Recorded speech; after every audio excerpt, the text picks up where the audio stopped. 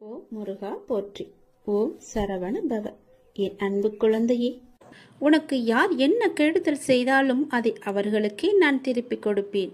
இதுவே சிவனின் வாக்கு. எப்பேற்பட்ட கஷ்டங்களிலிருந்து விடுபடவும், எண்ணியது எண்ணியபடி நடக்கவும் கண்கண்ட தெய்வமாய் விளங்குவது எல்லாம் வல்ல இறைவன் ஈசன்தான். ஆனந்த கண்ணீர் வருகிறது. என் வாழ்க்கைக்கு நீ ஒரு நோக்கம் கொடுத்தாய், அர்த்தம் கொடுத்தாய், பெரிய தோல்விகளை கொடுத்தாய். அதிலிருந்து எப்படி மீண்டு வருவது என்று எனக்கு பாடத்தையும் கற்றுக் கொடுத்தாய்.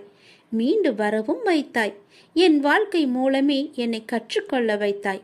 இப்போது தோல்வியில் என் மனம் சமநிலை அடைந்து விட்டது. அதுபோல் வெற்றியிலும் ஆடாமல் என் மனம் சமநிலையில் இருக்க அருள் புரிவாய். எனக்குள்ளிருந்து வழி நடத்தும் ஈசனே, இதை இறுதி வரை தொடர்வாய். நீ என் மூலமாக செய்யும் பணியால் உன் திருப்புகழை நான் அடியவர்களிடம் சேர்க்க வழி தந்தாய். உன் அடியவர்களின் அன்பான மனதில் அடியேனுக்கும் சிறு இடம் தந்தாய். நன்றி ஈசனே, மிக்க நன்றி. திருவாசகம் படிப்பதால் என்ன பயன்? அதன் மந்திர சக்தி என்ன? சிவபுராணம் என்றால் என்ன? அதை தினமும் படிப்பதால் வரும் பயன்கள் என்ன? சிவபுராணத்தின் பெருமைகள். தில்லையில் ஒரு ஆணி மாதம் ஆயில்யம் அன்று சிவபெருமான் அந்தணர் வடிவம் தாங்கி திருநீறு பூசி மாணிக்க வாசகர் தங்கியிருந்த மடத்திற்கு வந்தார். வந்தவர் மாணிக்க வாசகர் பெருமானிடம், தாங்கள் எழுதிய திருவாசகத்தை நீங்கள் ஒரு முறை சொன்னால் அப்படியே ஓலைச்சுவடிகளில் எழுதி கொள்கிறேன் என்றார். மாணிக்க வாசகர் அமர்ந்து இருந்தபடியே 51 பதிகங்கள் கொண்ட திருவாசகத்தின் 658 பாடல்களையும் சொல்ல சொல்ல பெருமான் எழுதி கொண்டார். எழுதி கொண்ட திருவாசம் அடங்கிய அத்தனை ஓலைச்சுவடிகளையும் பெருமான் நாடரசா சன்னதி முன்பு வைத்துவிட்டு மறைந்து விட்டார். மறுநாள் ஆனி மாதம் மகம் நட்சத்திரத்தன்று ஆலயத்திற்கு வந்த தில்லைவாழ் அந்தணர்கள் எனப்படும் தீட்சதர்கள் கூத்த பெருமான் சன்னதியில் நிறைய ஓலைச்சுவடிகளை கண்டு திகைத்து போயினர். ஓலைச்சுவடிகள் அத்தனையும் எடுத்து பார்த்த தீட்சிதர்கள் கடைசி ஓலையில் மாணிக்க வாசகர் சொல்ல அழகிய சிற்றம்பலமுடையான் எழுதியது என கையொப்பமிடப்பட்டிருந்தது. மீண்டும் திகத்து போய் பெருமான் கருணையை வியந்த அந்தணர்கள் மாணிக்க வாசகர் தங்கியிருந்த இடம் சென்று நடந்தவற்றை கூறி அவரை அழைத்து வந்தார்கள். ஓலைச்சுவடிகளில் உள்ள ஒவ்வொரு திருவாசக பாடலையும் பார்த்து கடைசியில் பெருமானது கையொப்பத்தையும் கண்டு பிரமித்தவராய், ஆம், அடியேன் சொல்ல எழுதப்பட்டதுதான் என்று சொல்லி வந்தது பெருமான் தான் என நினைத்து உள்ளம் முருகி கண்ணீர் சொரிந்தார். தீட்சதர்கள் மாணிக்க வாசகரிடம் ஓலைச்சுவடியில் உள்ள திருவாசகத்திற்கு பொருள் கூறுமாறு வேண்டினார். மாணிக்க வாசகர் மந்தகாச புன்னகையுடன் நடன கோலத்தில் இருக்கும் நடராச பெருமானை காட்டி, இப்பாடல்கள் அனைத்தும் இவர்தான் பொருள் என்றார். அப்படி மாணிக்க வாசகர் கூறியதும் பெருமான் அருகே ஒரு ஒளி தோன்றியது. அதை நோக்கிய வண்ணம் உள்ளே சென்ற மாணிக்க வாசகர் சிவபெருமானிடம் இரண்டர கலந்து விட்டார். ஆக ஆணி மகம் மாணிக்க வாசகரின் குரு பூஜை நாள்.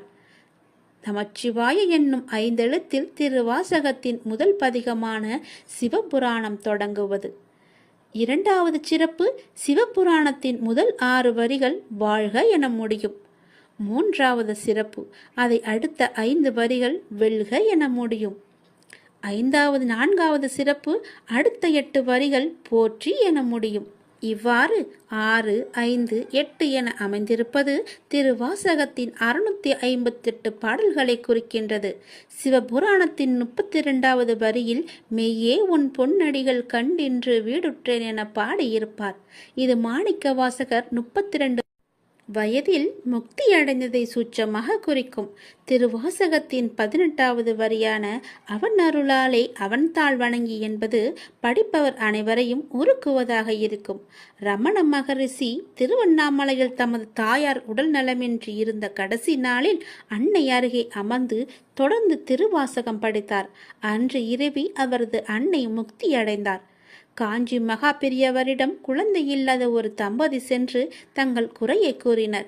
பெரியவர் திருவாசக புத்தகத்தை கொடுத்து ஒரு குறிப்பிட்ட பதிகத்தை தினமும் படிக்கச் சொன்னார். அவர்களுக்கு வரிசையாக 6 குழந்தைகள் பிறந்தன. இறந்த வீட்டில் கட்டாயம் சிவபுராணம் படிக்க வேண்டும். புல்லாகி பூடாகி புழுவாய் மரமாகி பல்விருகமாகி பறவையாய் பாம்பாகி கல்லாய் மனிதராய் பேயாய் கணங்களாய் என சுவை நிறைந்த திருவாசகத்தின் பெருமைகளை சொல்லிக் கொண்டே போகலாம். சொல்லிய பாட்டின் பொருளுணர்ந்து சொல்லுவார் செல்வர் சிவபுரத்தின் உள்ளார் சிவனடிக்கீழ் என்று வரியும் இருக்கிறது. எனவே தினமும் காலையும் மாலையும் ஒரு வேளையாவது நீங்கள் தினமும் திருவாசக படிக்க வேண்டும். சிவனின் அருளை பெற வேண்டும். முக்தி என்ற நிலை வேண்டுமானால் திருவாசகத்தை நீங்கள் படியுங்கள். அல்ல ஓதுவார் ஓத அதை கேட்டுக்கொண்டாக இருங்கள். உனக்கு யார் என்ன கெடுதாலும் அதை செய்தாலும் அதை அவர்களுக்கு திருப்பி கொடுப்பதுதான் சிவனின் வாக்கு. இதை நீங்கள் பின்பற்றி வாருங்கள். எல்லோருக்குமே நீங்கள் நல்லது மட்டுமே செய்யுங்கள். உன் மனதிற்கு நீ எப்பொழுதும் சந்தோஷமாகவே இருப்பாய். நீ எப்பொழுதும் நன்றாகவே இருப்பாய்.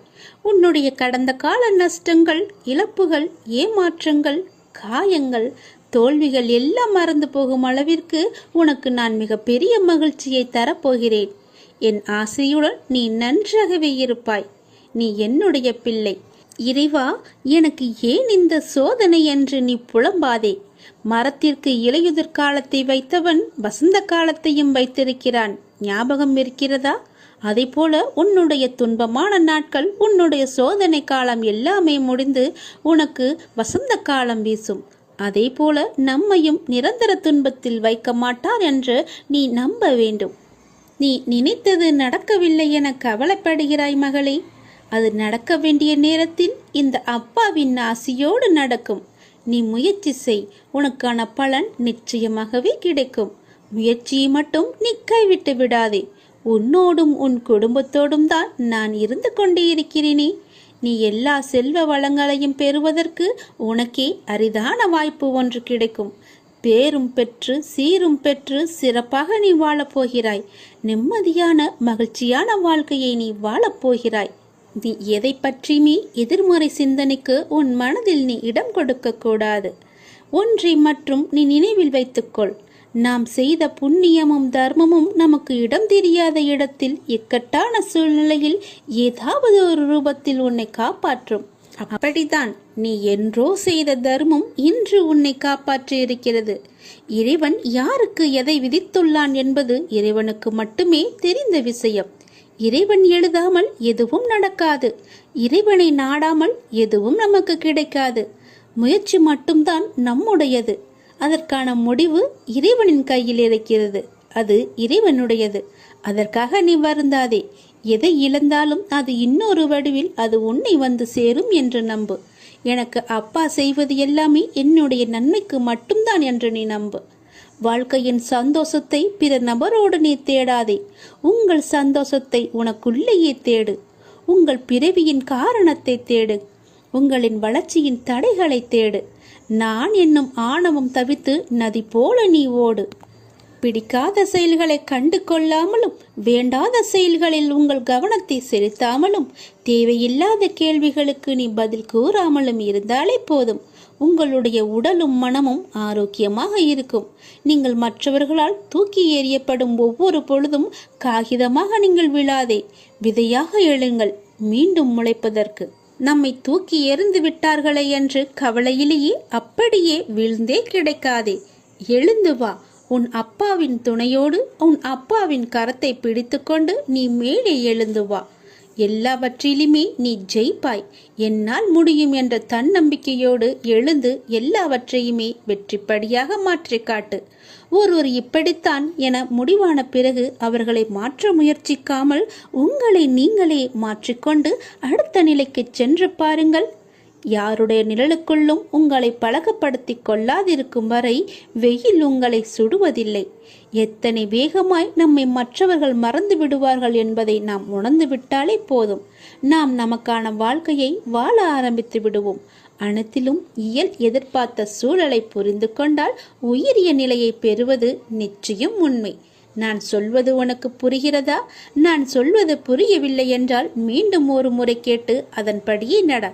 உனக்கு வெற்றி நிச்சயம் காத்திருக்கிறது.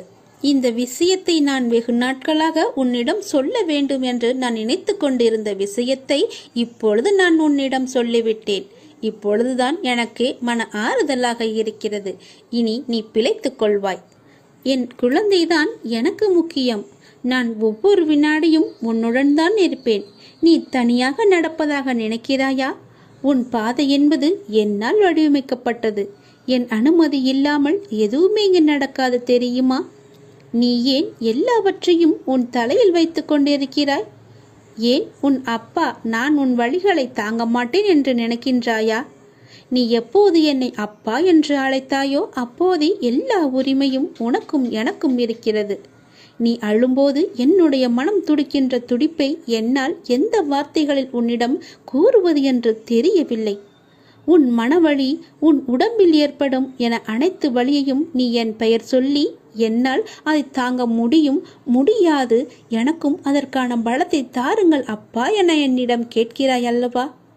உன் வழியை நான் தாங்க மாட்டேனா? உன் கண்ணீரை காணும்போது அதுதான் எனக்கு வலியை, மிகுந்த வலியை ஏற்படுத்துகிறது. உங்கள் பெயர் சொல்லி என்னால் எப்படிப்பட்ட கஷ்டம் தரும் சூழ்நிலைகளையும் எளிதாக தாண்ட முடியும் என்று கூறும்போது நான் உனக்கு எப்படி உதவி செய்யாமல் இருப்பேன்? வலி தாங்காமல் சில நேரம் நீ கதறும்போது என்மேல் கோபம் கொண்டாலும் அது உன் மனதிலிருந்து வருவதல்ல. அதன் பிறகு என்னை மன்னித்து விடுங்கள் என்று கேட்டு நீ என் முன் நிற்கும்போது என் மனம் உன்னை எண்ணி கலங்குகின்றது. என் பிள்ளையை இப்படி விதியால் படும் அவஸ்தைகள் என் முன் இப்படி நிற்க வைக்கிறதே என்று. நீ துவண்டு போக மாட்டாய். என்ன கஷ்டம் வந்தாலும் நிமிர்ந்து பறந்து வானமாக மேலோங்கி நிற்கப் போகிறாய். யார் கைவிட்ட போதிலும் என் பக்தனாகிய உன்னை நான் ஒருபோதுமே கைவிட மாட்டேன். நீ எங்கு சென்றாலும் உன்னுடனே நான் இருப்பேன். எதை பற்றியுமே நினைக்காதே. உனக்காக யாருமே இல்லை என நீ வருந்தக்கூடாது. நீ அப்பா என அழைத்தால் உன்னை காக்க நான் வருவேன். நீ நினைத்தது நடக்கும். உன் வீட்டில் நீ நடக்க விரும்பும் சுப காரியங்கள் எல்லாவற்றையுமே நான் நடத்தி காமிக்கிறேன். என் ஆசையோடு நடக்கும். உன் முயற்சிக்கான பலன். வெகு நாட்களாக முயற்சி செய்து கொண்டே இருக்கிறாய் அல்லவா? எனக்கான வேலை வேண்டும், அதற்காக நான் முயற்சி செய்து கொண்டே இருக்கிறேன் அப்பா. எனக்கான சரியான வேலையை எனக்கு வாங்கி தாருங்கள். அந்த வேலையின் பொறுப்பை உங்களிடமே நான் ஒப்படைத்து விட்டேன் என்று என்னிடம் நீ கண்ணீர் விட்டு அழுவாத குறையாக என்னிடம் நீ கேட்டாய் அல்லவா? உன் மனக்குமரல், உன்னுடைய மன வேதனை, உன்னுடைய மன வலி எவ்வளவு என்பது எனக்கு தெரியும். எனக்காக ஒரு நிரந்தர வேலை வாங்கி தாருங்கள் அப்பா என்று என்னிடம் நீ கேட்டாய் அல்லவா? அந்த முயற்சிக்கான பலனை நான் உனக்கு தரப்போகிறேன். நிச்சயம் அது உனக்கு கிடைக்கும். விரைவாகவே அந்த வேலையில் நீ உன் கையொப்பத்தை இடு. அதற்காக உன்னை நீ தயார்படுத்திக்கொள். இப்போது என்னுடைய ஆசையுடன் நீ முழுமையாகவே காப்பாற்றப்பட்டு விட்டாய். இனி எதற்காகவுமே நீ பயப்படக்கூடாது. நினைத்து கூட பார்க்காத விஷயங்கள் நடப்பதைக் கண்டு ஆச்சரியமடையப் போகிறாய். அமைதியற்ற மனநிலையிலிருந்து வெளிவரப் போகிறாய். என்னுடைய ஆசி என்பதை நீங்கள் உணர்ந்து கொள்ளப் போகிறாய். சரியான பாதையில் என் அப்பா என்னை அழைத்துச் செல்வார் என்ற நம்பிக்கையோடு இத்தனை நாட்களாக நீ காத்திருந்தாய் அல்லவா? அதற்கான பலனோடும் வட்டியோடும் நான் வந்திருக்கிறேன். என்னை தொட்டு எப்பொழுது என்னை அப்பா என்று கூப்பிட்டாயோ அதற்கான முதல் வேலையை நான் செய்ய தொடங்கிவிட்டேன். இனி எல்லாமே உனக்கான வெற்றி பாதையாக மட்டுமே அமையப் போகிறது. நீ கேட்ட வேலை உனக்கு நிரந்தரமாக கிடைக்கப் போகிறது. அதை பெற்றுக்கொண்டு உன் வாழ்வை நீ இனிமையாக பொழுதாக மாற்றிக்கொள். இதுதான் என்னுடைய உனக்கான ஆசீர்வாதம். உனக்கு எப்பொழுதுமே என்னுடைய ஆசியும் துணையும் எப்பொழுதுமே இருக்கும். உனக்கு பக்க பலமாக இருந்து உன்னை காப்பாற்றுவதுதானே உன்னுடைய அப்பாவின் வேலை. உன் அப்பா நான் சொல்கிறேன். உனக்கு தரும் இந்த வேலை நிரந்தரமான வேலை. என்னுடைய துன்பங்களுக்கெல்லாம் ஒரு தீர்வு கிடைக்காதா என்று ஏங்கி தவித்த உனக்கு ஒரு நிரந்தர தீர்வை தரப்போகிறேன். கேள். மகிழ்ச்சி என்பது வேறு எங்கும் நீ தேடி பெற முடியாது. அது முழுமையாக அடையக்கூடியதல்ல. அது உனக்குள்ளேயே ஊற்றெடுத்து நீங்கள் அந்த இயல்பிலேயே இருக்க வேண்டியது மிகவுமே அவசியம். மகிழ்வு என்பது உங்களின் ஏற்றுக்கொள்ளுதலை பொறுத்துதான் ஒவ்வொன்றும் அமைகிறது.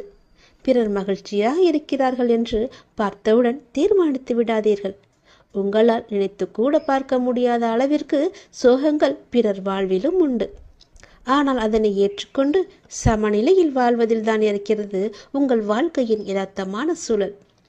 நீங்கள்தான் ஏற்படுத்தி கொள்ள வேண்டும் ஒரு மகிழ்ச்சிகரமான சூழலை. அதற்கான சாவி உங்களிடம் மட்டும்தான் இருக்கின்றது.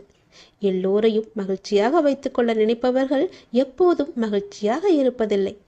மற்றவர்களை மகிழ்வித்து மகிழ் என்பதே இங்கு பொய்யாய் போய்கொண்டிருக்கின்றது. உன்னுடைய உழைப்பும் சொற்களும் உனக்கும் பிறருக்கும் பயனுள்ளதாக இருந்தால் மகிழ்ச்சியானது தானாக வரும். மகிழ்ச்சி வெளியில் இருப்பதாக மனிதன் தவறாக எண்ணிக்கொண்டிருக்கின்றான். அது அவன் மனதில்தான் இருக்கின்றது. நேற்று நடந்தவற்றை உங்களால் மாற்ற முடியாது. நாளை நடப்பதை தடுக்கவும் முடியாது. இன்றைய பொழுதில் இந்த கணத்தில் மகிழ்ச்சியாக வாழுங்கள். அதுதான் எல்லா துன்பங்களுக்கும் ஒரே தீர்வு. உன்னை யாரும் புகழும் போது மகிழ்ச்சி அடையாதே. அதை போல உன்னை இகழும் போதும் நீ கவலைப்படாதே. புகழையும் இகழையும் சமமாக கருதுபவரே மன அமைதியுடன் வாழ முடியும். நமக்கு கிடைக்கும் மகிழ்ச்சி என்பது இடங்களை பொறுத்து அமைவதில்லை. நம்மோடு பயணிக்கும் மனிதர்களை பொறுத்துதான் அமைகின்றது.